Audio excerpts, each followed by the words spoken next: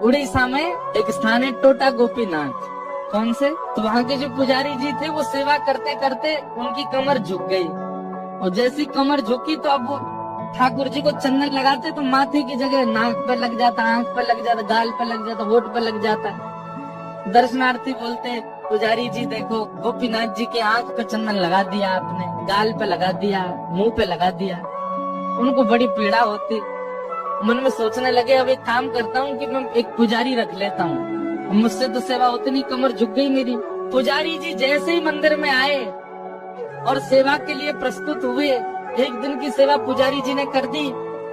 रात्रि में मंदिर जैसे ही बंद हुआ तो महाराज पूर्व के जो पुजारी जिनकी कमर झुके उनके स्वप्न में से ठाकुर जी गए, और ठाकुर जी जाके बोले देखो मुझे आपसे सेवा चाहिए, ये क्यों कोई और मेरा स्पर्श नहीं करेगा, आप ही चंदन घिसो, आप ही पोशाक पहनाओ, आप ही श्रृंगार करो। ठाकुर जी मुझे बहुत प्रसन्नता है कि आपको मुझसे सेवा चाहिए, पर मैं तो बीमार हो गया, मेरी कमर झुक गई, अब कैसे चंदन लगाऊं आपको।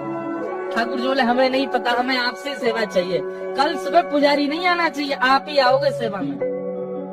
बेचारे प्रसन्न भी हो रहे थे पर रो भी रहे थे। प्रसन्न इसलिए हो रहे थे, बताओ ठाकुर जी को मेरे हाथ से सेवा चाहिए, रो इसलिए रहे थे कि मैं सेवा कर नहीं पाता। दूसरे दिन स्नान करके मंगला में जैसे ही मंदिर में प्रवेश किया तो क्या देखा, तो जैसे हम बैठे हैं सुख आसन में ठाकुर जी नीचे ही बैठ गए। बोले लो हम भी बैठ गए, अब करो हमारी सेवा। तो उनका नाम पड़ गया टोटा गोपीनाथ। पर एक टोटा गोपीनाथ है जहाँ बैठे हुए ठाकुर जी।